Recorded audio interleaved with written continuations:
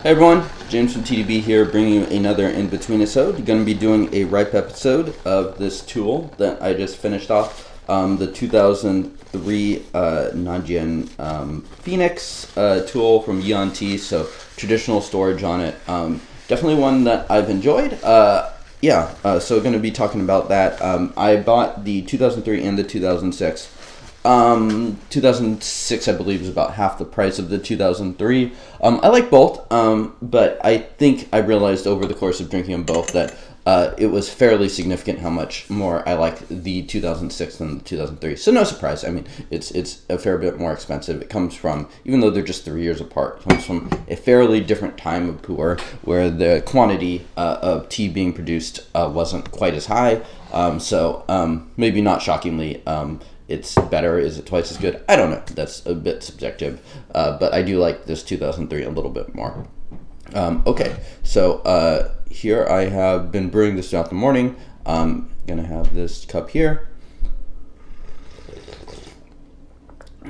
Creamy, really smooth. I would say this is definitely a pretty clean, traditionally stored ripe.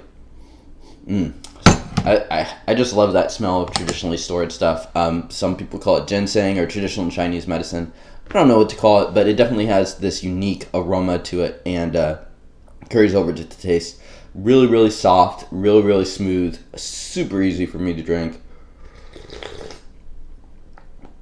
Nice texture, definitely get a little bit of that like silky texture going on.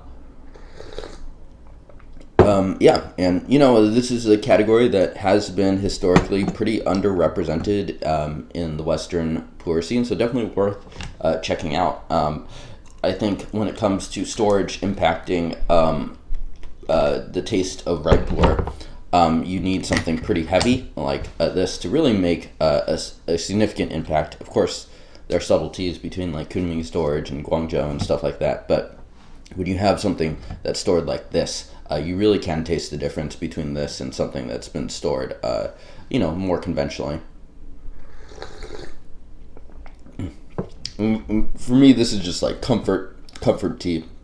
My wife and I, we had dim sum takeout maybe about a week ago, and I brewed up some Yee On Tea, and the tea is just perfectly suited for that. If you do brew it with food, you want to do it even stronger than normal, so toss in a ton of leaves, let those guys hang out for a while, and you can brew it very, very casually, as I tend to do ripe in those cases. But yeah, you would probably want to brew it harder than I'm brewing here.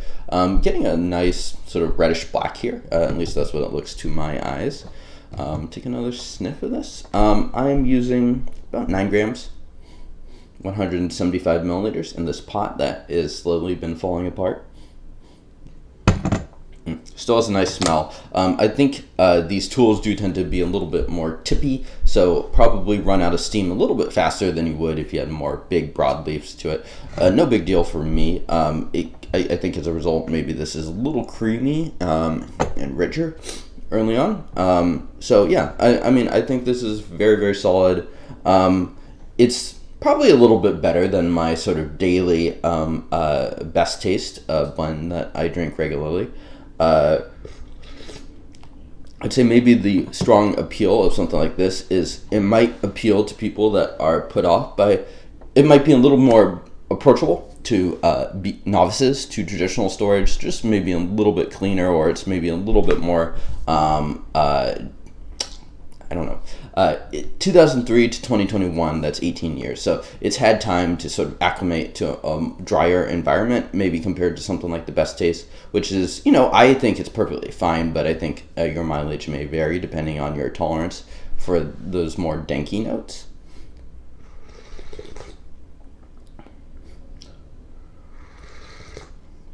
Just really creamy, really woody. I really like this tea. Gonna give this a 6.6 rating, which is just a touch above the Best Taste. It's worth checking out.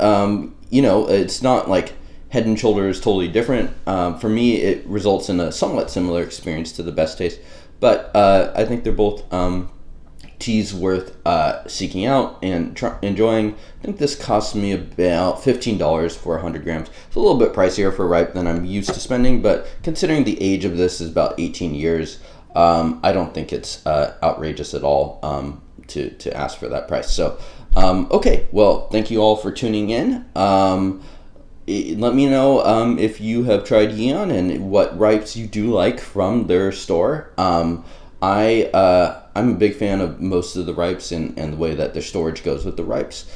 So I will undoubtedly be bringing a few more of those on as I finish those off. In the meantime, I will be enjoying this 2003 Phoenix, my last session of it. Probably not a rebuy, but I have a lot of Yee On Tea around, so they're definitely going to be a vendor that I will be continuously purchasing from for the next couple of years. So thank you all for tuning in. I'll see you all next time. Cheers.